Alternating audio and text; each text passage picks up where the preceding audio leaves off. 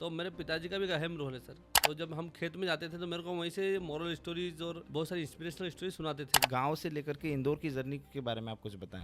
तो मैं 2001 में 12 टॉप करके मैं इंदौर शहर में पहली बार आया। जब पहली बार शहर में आया था मुझे था कि यार अपना खुद का मैं अपना बिजनेस करना है। बिजनेस करने के लिए सर आपको पैसे भी चाहिए, आपको वहाँ का जोग्राफिकल नॉलेज ठीक है। भी चाहिए।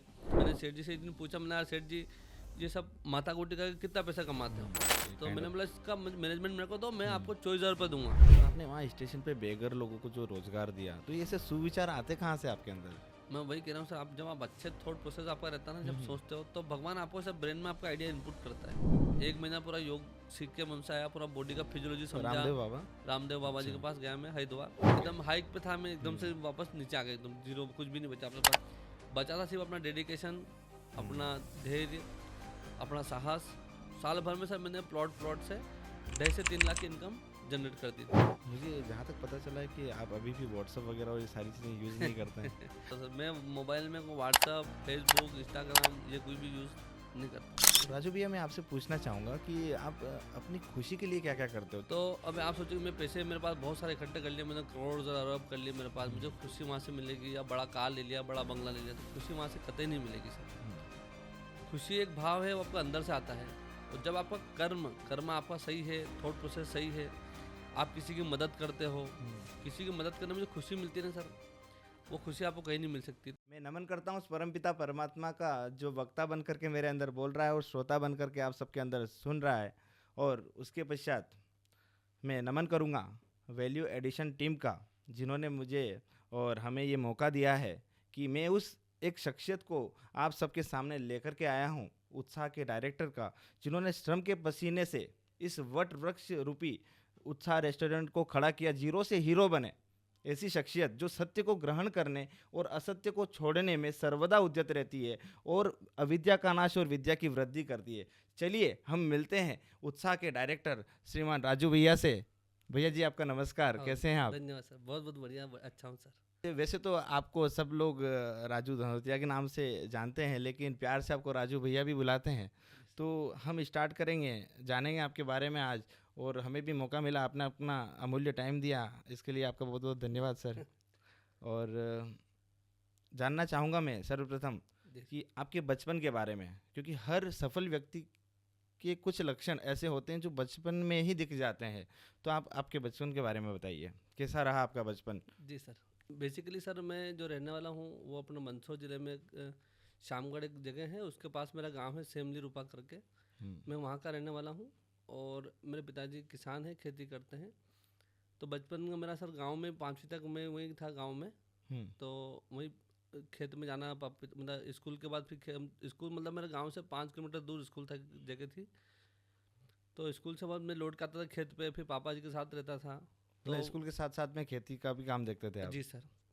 फिर उसके बाद मेरा सिलेक्शन हुआ नवोदय स्कूल में। ओके। तो सर मैं 6 से 10 तक मैंने रामपुरा नवोदय स्कूल में मैंने पढ़ाई किया और 11-12 मैंने मुल्तान नवोदय से किया सर। तो जो सक्सेस के पीछे सर जो मतलब जो बात है ना, वो है कि एक तो मेरा क्रूशल जो अहम रोल है वो नवोदय स्कूल का है, जहाँ हमको बहुत चीज़ें सीखने को मिली, क्योंकि वहाँ पर अपने को आदमी को सेल्फ मेड बना देते हैं। बिल्कुल। उससे पहले और पीछे अपन चले जैसे, तो मेरे पिताजी का भी एक अहम रोल है सर।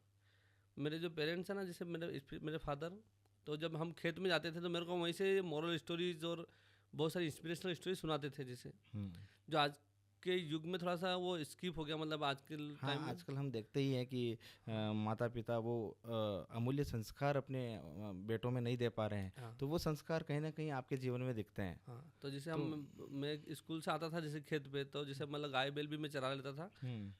तो जब पापा के साथ में रहता था ना सर, तो वो मेरे को इंस्पिरेशनल स्टोरी उस समय सुनाते थे, देसी भाषा में होती थी। जैसे वो मान लो मैं छोटी सी स्टोरी का जिक्र करता हूँ, मतलब जैसे उसमें आपके मॉरल वैल्यूज़ भी आती है, आपकी बचत करने की क्षमता भी आपके अंदर कैसे डेवलप करना है। तो वो ऐसे बात बताई उन्होंने कि एक बुढ़िया थी। हाँ, स्टोरी है उसका कि एक बुढ़िया थी, बुढ़िया को एक मक्के का दाना मिला। मक्के का दाना उस बुढ़िया ने मेहनत करके अपने खेत में बो दिया। तो उसको एक मतलब उस दाने से उसको मान लो 400-500 दाने आ गए। ठीक है। फिर वापस अगले साल फिर 400-500 दाने उसने बो दिए, तो उसको फिर 4-5 हज़ार दाने हो गए। तो वही सी स्टोरी की करते करते उस बुढ़िया ने धीरे धीरे करके अपना महल खड़ा किया, तो कहीं न कहीं बीज वो मेरे बचत का, मेहनत का और धैर्य का जो बीज है, कहीं न कहीं वो ऐसी मोरल स्टोरी से बचपन में पिताजी करते थे मतलब कुल मिला के आपने बचपन में ही बिजनेस के स्टेप को समझ लिया था। जी सर। और छोटी छोटी बातें होती है, किसी बड़े से एम्पायर को खड़ा करने के लिए जन्म से बचपन के कुछ माता पिता के संस्कार होते हैं, वो बहुत काम आते हैं। और आपके जीवन में आप किसको प्रेरणा स्रोत मानते हैं? कहाँ से आपको प्रेरणा मिलती है? कहाँ से इतनी ऊर्जा आपको मिलती है? देखिए सर, प्रेरणा तो सभी से मिलती है अपने को, स्पेशली जैसे मान लो मैं बुक्स पढ़ता हूँ सर। हम्म। और एक मेरा छोटा भाई है दीपक धनोतिया, जो मेरा हमारा, तो वो भी मेरे को बहुत सारी बुक्स ला के देता है। बुक्स हम पढ़ते हैं ना, बुक्स से बहुत सारा ज्ञान भी अपने को मिलता है और प्रैक्टिकल हम काम करते रहे सर। जी है सर। तो ये उत्साह जो नाम आपने रखा है रेस्टोरेंट का, आपका जो उत्साह रेस्टोरेंट है, इसके बारे में नाम कैसे रखा आपने और कहाँ से इसकी शुरुआत होती है? और कैसे आपकी इंदौर की जर्नी, गांव से लेकर के इंदौर की जर्नी के बारे में आप कुछ बताएं कि कैसे है। आप गांव से लेकर के इंदौर में पहुंचे और इंदौर में आपने इतना बड़ा एम्पायर खड़ा किया।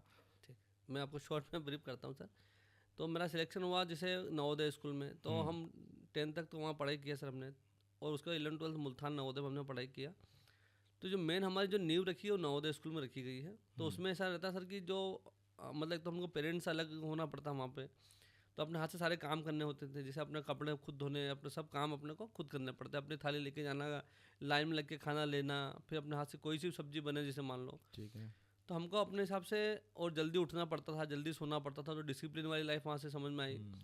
फिर जो नए नए लोग हैं उनसे अपना कैसे संबंध स्थापित करना है, अपना काम कैसे करना है, ये सब चीज़ें वहाँ से हमको समझ में आई। वैल्यू एडिशन वाली जो सब चीज़ें नवोदय ने हमको सिखाया, मेहनत करना, परिश्रम करना, डिसिप्लिन। तो सर मैंने नवोदय स्कूल से 12th टॉप किया था। मैं 12th का टॉपर हूँ नवोदय स्कूल से। लेकिन मेरा था कि मेरे को एक खुद का बिजनेस करना है। तो मैं 2001 में 12th टॉप करके मैं इंदौर शहर में पहली बार आया। जब पहली बार शहर में आया था, मेरा था कि यार अपना खुद का मैं अपना बिजनेस करना है। बिजनेस करने के लिए सर आपको पैसे भी चाहिए, आपको वहाँ का जोग्राफिकल नॉलेज भी चाहिए। अब चूंकि मैं शहर में पहली बार आया था, लेकिन एक सपना था कि काम करना है।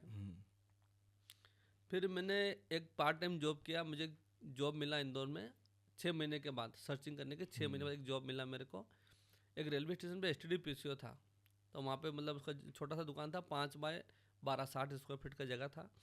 वहाँ पे मुझे झाड़ू पोछा करना होता था और उसका जो कलेक्शन होता था उस समय कॉन्फ्रेंस STD PCO से आपने आपके पहले इसका शुरुआत किया? जी सर। तो मैं वो काम किया सर। फिर मेरा विज़न थोड़ा बड़ा था कि अपना तो जब आप बड़ा सोचते हो ना सर, तो भगवान आपको वैसे वैसे लोगों से इसे मिलाते, आपका लक्ष्य प्राप्ति में आपकी मदद करता है। आप जितना डेस्परेटली थॉट्स के लिए जाते हैं ना, किसी अच्छे थॉट्स के लिए, जितना डेस्परेट आपके अंदर होगा, प्रकृति और भगवान आपको लोगों से, उन चीज़ों से मिलवा के आपकी उसको पूर्ति करने में पूरी मदद करता है। तो मेरा था क्या, तो मेरे को फिर वो कहीं लगा, ऐसी बात हुई। तो फिर जहाँ मैं काम करता था, तो मैंने उसी जगह को मैंने सेठ जी से बात करके उसी जगह को मैंने मैनेजमेंट मैंने अपने हाथ में लिया। मैंने सेठ जी से एक दिन पूछा, मैंने यार सेठ जी ये सब माथा कोटी का कितना पैसा कमाते हो? वो बोले राजू यार मैं 70-80 हज़ार रुपये कमाता हूँ। मैंने उनको बोला काम करो, मेरे को दो मैनेजमेंट, दुकान का नाम भी अपना, सेठ जी आप कुर्सी पर आप बैठो कोई दिक्कत नहीं, मेरे को इसका मैनेजमेंट दो। मतलब आप वहाँ से झाड़ू पोछे से काम चालू किया और आप मैनेजर की पोस्ट पे आप वहाँ पे अपॉइंट हो गए? हाँ। तो मैंने बोला इसका मैनेजमेंट मेरे को दो, मैं आपको 24,000 रुपये दूंगा। आप 70,000 कमाते हो रिस्क लेके, आपको कुछ भी नहीं करना है, सब मेरे को दो। मैं आप तो फिर मैंने क्या किया कि मैंने सर दुकान थोड़ा जल्दी खोलना चालू किया एक्स्ट्रा टाइम में। तो सर पहले क्या टेलीफोन की नीड होती थी, जैसे भाई आपके पेरेंट्स आए, बच्चे आए जैसे, तो फ़ोन करते थे क्या मैं पहुँच गया, मुझे लेने आ जाओ। तो फिर मैंने क्या करा सर कि जो आने वाली ट्रेनों का टाइम थोड़ा जल्दी होता था, तो उस समय जो बिजनेस वो ऐसे वेस्ट हो रहा था, मतलब जैसे उसकी नीड थी और फुलफिल नहीं हो पा रहा था, तो गैप था कहीं ना कहीं। तो मैं जल्दी दुकान खोल के फिर लेट तक मैंने दुकान चालू रख के आपने ओवर टाइम काम किया? ओवर टाइम काम करके मैंने उस गैप को फुलफिल करके मैंने एक्स्ट्रा इनकम जनरेट करी। फिर मैंने करते करते करते करते मैं गया बढ़िया। फिर बाद में मैंने वो सेठ जी का कहीं नौकरी लग गया बढ़िया, म्यूचुअल फंड कंपनी में चले गए। मेरे को 5-6 महीने तक लगातार मैंने उनको पैसे दिए। फिर म्यूचुअल फंड कंपनी में चले गए, फिर वो पूरा दुकान में संभालता था। फिर बाद में मैंने जब उधर नया सिम का काम नया हुआ, तो सिम बेचना मैंने चालू किया। तो उस समय में फिर मैं अच्छे पैसे कमाने, मतलब मैं 1200 रुपये नौकरी पे लगा था, तो मैंने साल भर में 1200 से मैंने 10-12 हज़ार रुपये कमाने लगा था जब मैंने वो पूरा काम किया। तो मैं 10 गुना ग्रोथ अपनी कर ली थी। फिर बाद में वहाँ से क्या हुआ सर कि जब मैंने सिम बेचना चालू किया, तो मैं 60-70 हज़ार रुपये महीना में कमाने लगा अच्छा, था, सिम आपकी में अच्छा earning- कमीशन मिलता था। तो वो पैसा मैंने कभी मिस यूज़ नहीं करा कि मैं कार लिया है कि मोटरसाइकिल लिया है कि मोबाइल लिया है। भले मैं मोबाइल का रिचार्ज सब करता, भाई मोबाइल कुछ भी मैं लेके नहीं आया था। मैंने उस पैसे का सेविंग करना चालू किया। मेरा एक दोस्त था सुमित करके, उसने मुझे म्यूचुअल फंड के बारे में बताया 2004 में, जब नया नया आया था म्यूचुअल फंड। तब से मैंने वो पैसा मतलब सेविंग में मैंने डालना चालू किया। फिर जब मैंने साल, 1.5 साल, 2 साल में फिर मैंने जब पैसे इकट्ठा कर लिया अपना 10-1 लाख रुपया, तो जहाँ मैं काम करता था उस इलाके की सबसे छोटी दुकान थी 60 स्क्वायर फीट। उसके ठीक बाजू में जहाँ मैं अपने दुकान का झाड़ू पोछा करने के लिए पानी लेने जाता था और पीने का पानी लेने जाता था, वहाँ पे एक ट्रांसपोर्ट हुआ करता था। तो ट्रांसपोर्ट में पानी लेने जाता था, तो मैं पानी लेने जाता था। तो फिर मतलब मेरे को था कि जब मेरे पास 10-12 लाख इकट्ठा हो गया, तो फिर मेरे मन में आइडियाज तो चलते रहते थे, क्योंकि जब आप बड़ा सोचते हो तो आपको उस वैसी फ्रीक्वेंसी के आइडियाज आपके ब्रेन में जनरेट होते हैं। तो फिर मैंने जो उस दुकान के सेठ जी हैं, मैंने एक दिन उनसे निवेदन करा। जैसे मैं उनके साथ जाता था क्रिकेट खेलने, क्रिकेट का मेरे को शौक है, मैं उनके साथ क्रिकेट खेलने जाता था बढ़िया। तो मैंने एक दिन उनसे शाम के समय जब हल्का फुल्का माहौल था, मैंने उनसे एक दिन निवेदन किया कि मैंने सेठ जी यार ये सब माता कुटी के कितना कमाते हूँ। तो बोला आज यार 20-22 हज़ार रुपये कमाता हूँ और बहुत इसमें लफड़ा है, बहुत कभी आदमी भाग जाता है, कभी मेरा माल गायब हो जाता है, कभी बिल्टी गायब हो जाती है, कभी गाड़ी पकड़ा जाती है। फिर मैंने सर उनको 10 लाख रुपए एडवांस का ऑफर किया। मैंने सर जी मैं आपको 10 लाख एडवांस देता हूँ और इस जगह मैं आपको 40,000 रुपये किराया देता हूँ, मेरे को आप ये मौका दो चलाने का। तो बोले यार तो ट्रांसपोर्ट चला, ट्रांसपोर्ट हुआ करता था। बोले ट्रांसपोर्ट कर मैंने सर ट्रांसपोर्ट नहीं करूँगा, लेकिन जो भी करूँगा मैं इथिकल काम करूँगा, मतलब मैं। बोले ठीक है। तो सर फिर मैंने वहाँ पे अपना शुरू में मेरा मकसद था कि मेरे गाँव तरफ के जो मतलब ये आपका व्यापारी आते हैं, पहला बिजनेस हो गया था ये पहला वाला? मेरा बिजनेस हो गया। ठीक जो है। व्यापारी आते हैं उनको कम मतलब से कम। आपने बिल्कुल भी अपना टाइम बर्बाद नहीं किया, टाइम की हाँ, वैल्यू को समझा स्टार्टिंग से। जी सर। मतलब एक बात कहना चाहता हूँ मैं यहाँ पे जी सर। कि टाइम इस दुनिया में इतना कुछ है देखने को, समझने को, महसूस करने को, कि ज़रा भी वक्त नहीं है बर्बाद करने को। बिल्कुल इस लाइन को कहीं ना कहीं आपने साझा किया है। बिल्कुल ठीक है, सर। आप बताइए, आप कंटिन्यू। फिर सर मेरा जो मकसद था ना इनिशियल लेवल में, तो ये मेरा मकसद ये था कि देखो जैसे कोई भी अपन निर्णय करो लाइफ में, कोई भी निर्णय करो, तो सबसे पहले देखो कि वर्स्ट केस सिनेरियो क्या हो सकता है। ठीक है। तो जब मैंने उनको 40,000 का ऑफर किया तब मैं 60,000 कमा रहा था। तो मैंने सोचा कि चलो ठीक है, मान लो मैं वहाँ से कुछ पैसा नहीं कमाऊंगा मान लो, लेकिन फिर भी मेरे को 20,000 तो बचेंगे। मान लो मेरा 40,000 और 5,000 बिजली का बिल 45,000 चले भी जाएंगे, तो मैं 15-20,000 रुपये तो कमा ही रहा हूँ मतलब। लेकिन वो पैसे इन्वेस्ट करने पे मुझे एक चांस मिल रहा था इतनी बड़ी जगह पे। वो उस इलाके की सबसे बड़ी दुकान थी सर, वो 2200 स्क्वायर फीट जगह थी। मैं काम करता था 60 स्क्वायर फीट में, मैंने वहाँ काम किया। वो मोटा मोटी 35 गुना जगह थी जहाँ मैं एक काम छोटी सी दुकान से इतना बड़ा जंप करना। तो सर मैंने वो मेरा मकसद था कि जैसे अब मेरे गांव से व्यापारी लोग आते हैं, हाँ। और आजकल तो क्या जैसे व्हाट्सएप से पैसे डाल देते हैं, ऑनलाइन ट्रांसफर हो जाता है पैसा व्हाट्सएप पे। वो किसी चीज़ों के जैसे कपड़ों के या कुछ भी सैंपल भेज के वो पास करके और मोबाइल से पैसे ट्रांसफर हो जाते हैं, बैंक के थ्रू आरटीजीएस हो जाता है। पहले सिस्टम नहीं था, पहले वो क्या पैसे साथ में लेके आना पड़ता था, झोला भर के लेके आते थे। तो मेरा मकसद था कि चलो वो अपने जो गांव के आसपास के व्यापारी आते हैं, कम से कम उनको बैठने की जगह मिले, उनको चाय पानी की बढ़िया व्यवस्था करा दूँ मैं अपनी तरफ से। और फिर जब वो पूछेगा बेटा तुम कहाँ के रहने वाले, तब मैं अपने गाँव का नाम और अपने पिताजी का नाम बताऊँ, मुझे गर्व महसूस हो, ये सोच के मैंने सर वो मतलब कहीं ना कहीं आपके दिमाग में पहले से ही था कि क्यों ना बिजनेस के साथ साथ में लोगों की हेल्प भी हो जाए। जी सर, ये मैंने डे फर्स्ट से मेरा था। फिर मैंने वो जब चाय बनाना चालू किया उधर, तो चाय अच्छी बनने लगी, तो धीरे धीरे पोहे समोसे की डिमांड खड़ी हो गई। अब पोहे समोसे की डिमांड खड़ी हो गई, मैंने तो कभी काम किया नहीं था, पोहे समोसा कहाँ से लाऊं सर मैं। फिर मैंने वापस सोचा यार मैं पोहे समोसा मैंने कभी काम किया नहीं, मैं अगर वापस इस जाऊँगा और फिर मालूम पड़े मेरा पर बर्डन नहीं पड़ जाए, मैं आदमी हायर करूँगा उसको पैसे देना, फिर रॉ मटेरियल लेके आना, फिर मैनेजर हायर करना, मेरे को अभी तो आइडिया था नहीं। फिर मैंने दूसरा टेक्निक अपनाया। मैंने टेक्निक ये अपनाया सर कि मेरा जो मैक्सिमम रिस्क है कितना 40,000 का ही है, अभी उसी रिस्क में मैं अपना काम कैसे कर पाऊँ। फिर मैंने क्या करा कि जो राजस्थानी लोग रहते हैं जो ठेला लगाते हैं बेचारे, मैं उनके पास पहुँचा, उनको अप्रोच किया। तो वो जो लोग परेशान रहते थे, उनका टेस्ट बढ़िया रहता है राजस्थान लोगों का, मेहनती भी करते हैं, ईमानदार लोग रहते हैं। तो बस उनके प्रॉब्लम नहीं रहती कि नगर निगम वाला अतिक्रमण आते हैं उसमें ठेला उठा ले जाते हैं, बेचारे परेशान रहते हैं। फिर मैं उनके पास गया, अप्रोच किया, मैंने बोला देखो मैं आपको जगह देता हूँ, जगह फ्री में देता हूँ, पानी बिजली सब फ्री देता हूँ आपको 6 महीने तक, आप मेरे यहाँ आके अपना काम कर लो, मैं आपसे कोई पैसे नहीं लूँगा।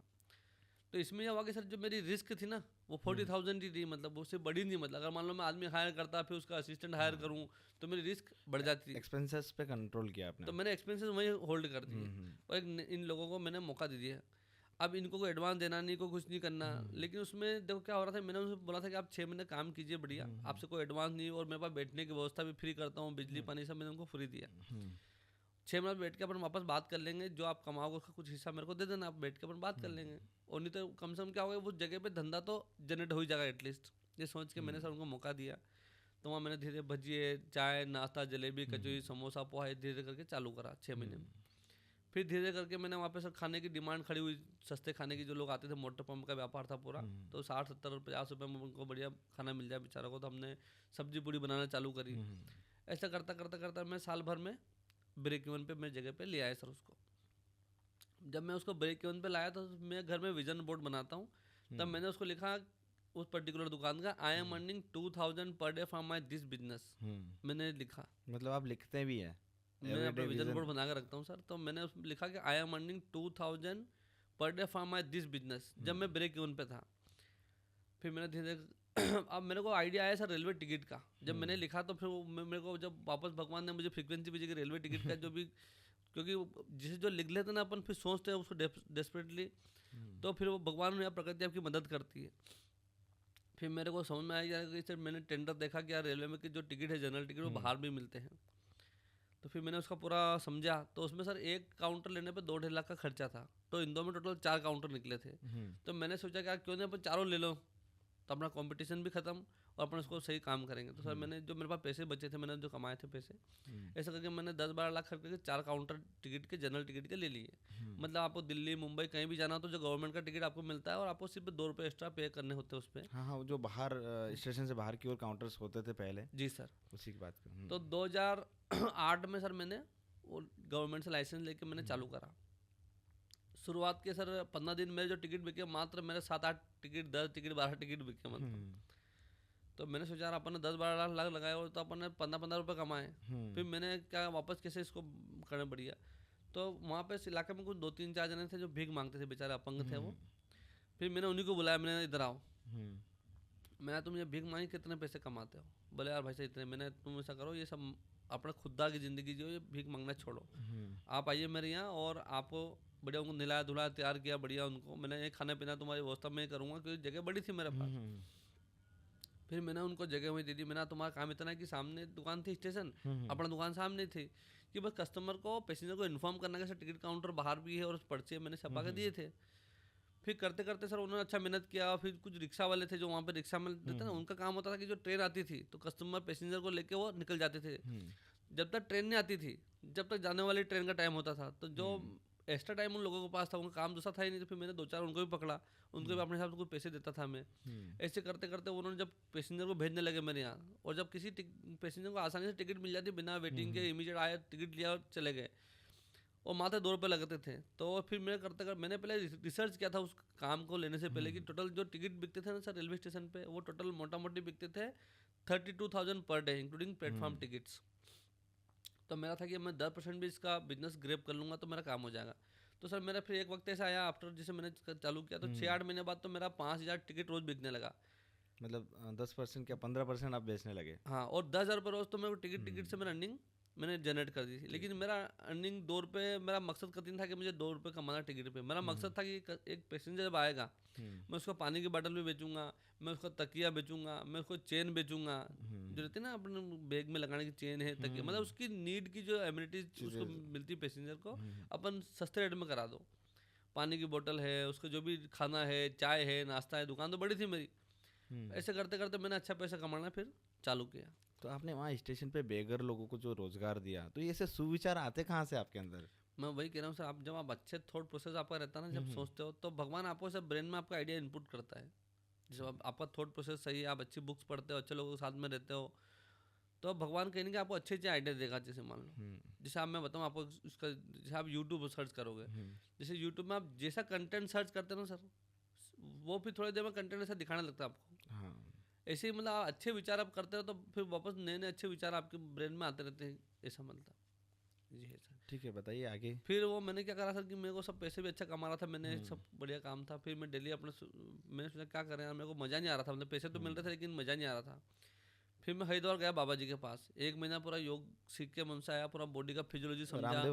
रामदेव बाबा जी के पास गया मैं हरिद्वार, 1 महीना पूरा रह के आया सर। मैं पूरा एक एक प्राणायाम का, भस्त्रिका, कपालभाति, अनुलोम विलोम, बाह्य प्राणायाम, इनका मैं पूरा उसका फिजियोलॉजी समझ के आया, क्या ये प्राणायाम करने से फ़ायदा क्या, कैसे क्या। तो मेरे को मज़ा आया सर बढ़िया। फिर मैं 1 महीने बाद जब वापस आया लौट के, तो फिर मैं कभी नेहरू पार्क में, कभी लाल बाग में मैं योगा सिखाने लगा। अच्छा, लोगों को ये निःशुल्क सिखाते थे या फिर? निःशुल्क निःशुल्क अच्छा, सर, निःशुल्क। निःशुल्क। ठीक। फिर मेरे को मज़ा आने लगा। फिर से अपनी लाइफ भी अच्छी थी बढ़िया, आराम से स्विमिंग पूल डेली जाना, क्रिकेट खेलना, योगा करना, ये तो बढ़िया। ये सब जैसे इतना बड़ा एम्पायर आपने बनाया, इसके अलावा ये सारा टाइम आपको मिल जाता है? लोगों के पास टाइम नहीं होता है, देखो छोटे सर, छोटे बिजनेस में टाइम नहीं टाइम तो होता है। बनाना पड़ता है सर, टाइम बनाना पड़ता है, ये सब काम में चलता था अपना।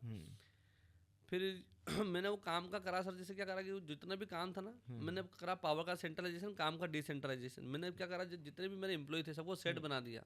सेट ऐसे, जैसे मान लो कोई चाय का दुकान है अपनी, उसको बोला कितने पैसे कमाते हैं, 1000 रुपये कमाते हैं, तेरी सैलरी कितनी, 300 रुपये रोज की, कितने बचे, 700 बचे, मेरे को 500 देना, अब इसका मालिक तू, अब इसको व्यवस्थित चला बेटा। ऐसे करके मैंने सबको ऐसा कर दिया था। तो मेरा टाइम ही टाइम रहता था आराम से बढ़िया।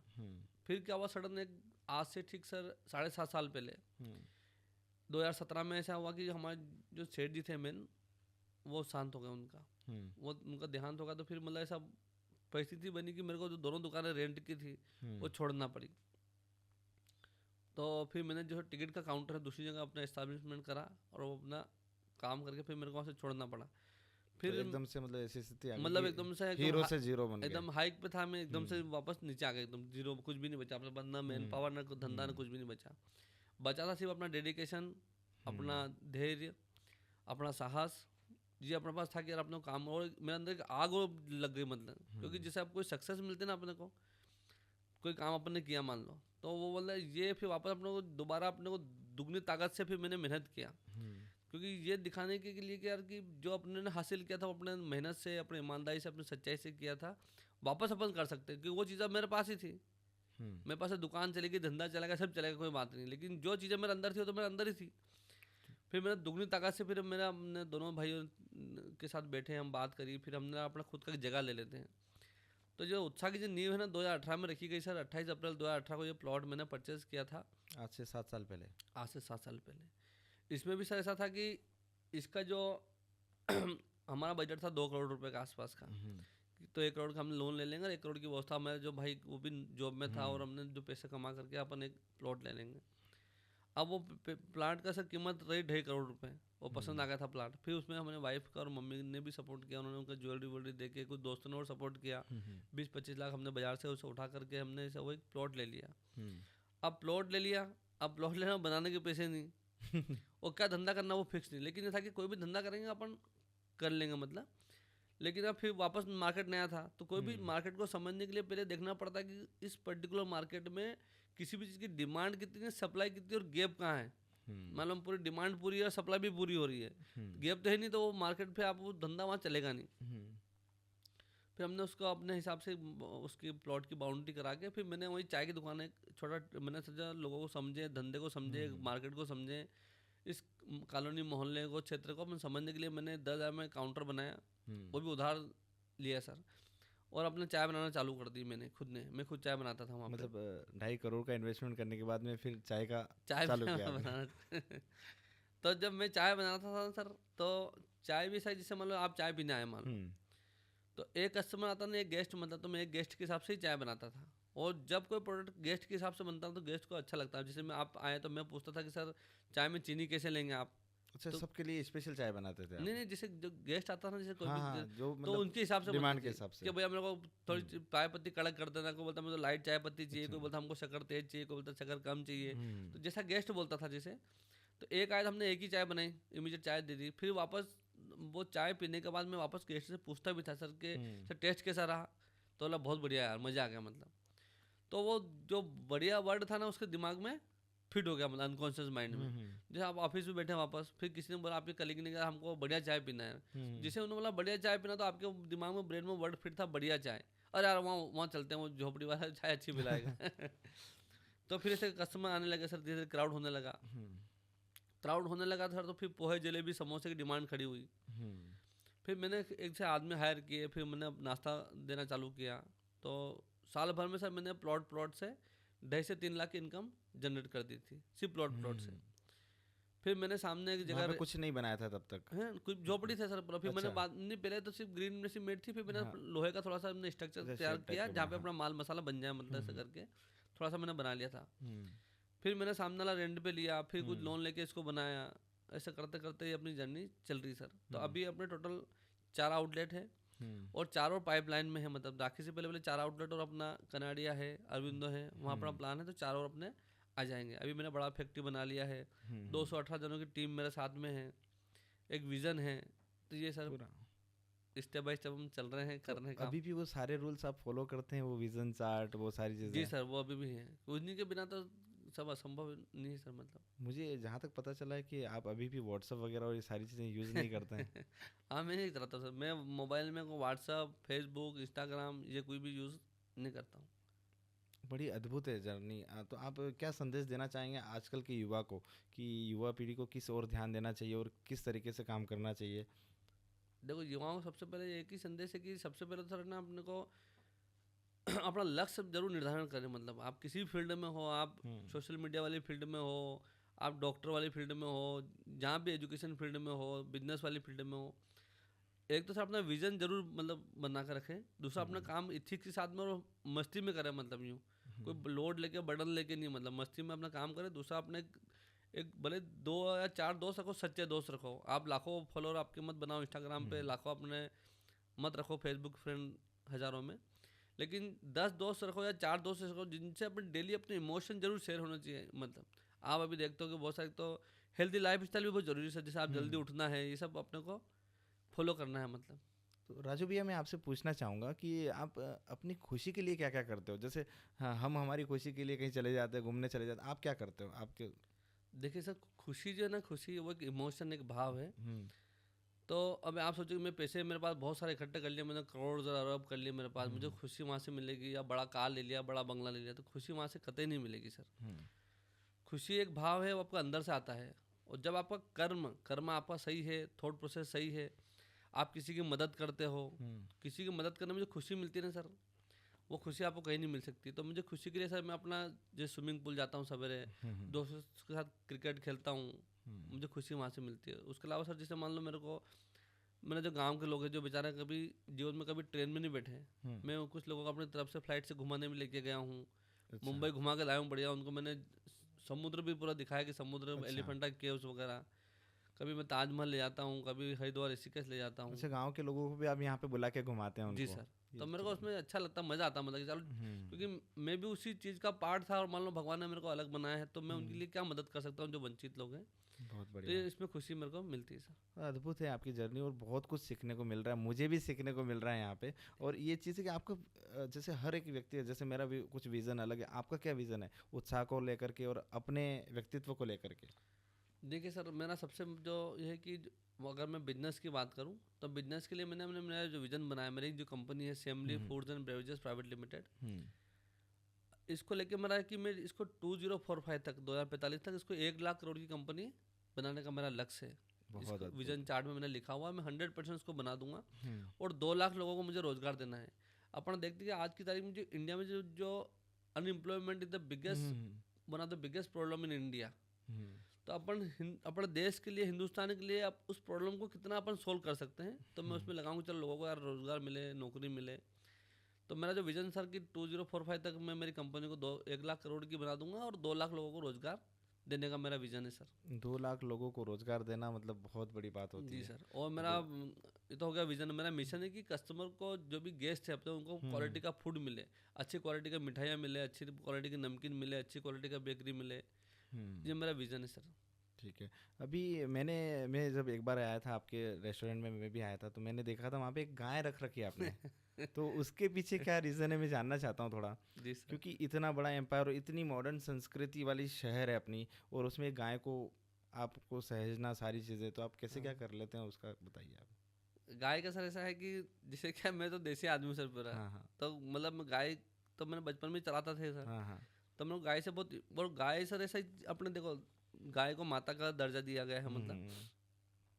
तो जब आप मैं बताऊंगा आपको, विदेश में सर्च करोगे ना गूगल पे जैसे, तो वहाँ पे अगर आप काऊ के साथ 1 घंटा या आधा घंटा आप एक्सपेंड कर रहे हो, तो यू हैव टू पे इन द डॉलर्स।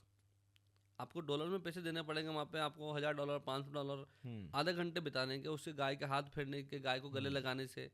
तो उसका उन्होंने जो साइंटिफिक वो बोलते हैं कि भाई इससे यार आपका जो नर्वस सिस्टम सही काम करता है, आपका इमोशनल जो ब्रेन वो अच्छा काम करता है, वो ये ऐसे इंग्लिश में लिख के देते हैं आपको बातें। तो भैया तो अपना देसी श्री कृष्ण जी ने गाय चराई हुई है, तो भैया अपने देश की संस्कृति को अपन फॉलो करो। गाय के गले लग जाओ, गाय को रोटी खिला दो भले। गाय के जब आप हाथ फेरते हो ना, जैसे 36 करोड़ देवी देवता का वास उसमें बोलते हैं, तो आप किसी गाय के पास जाओगे तो आपको अच्छा लगेगा, सुकून मिलेगा जिसको बोलते हैं।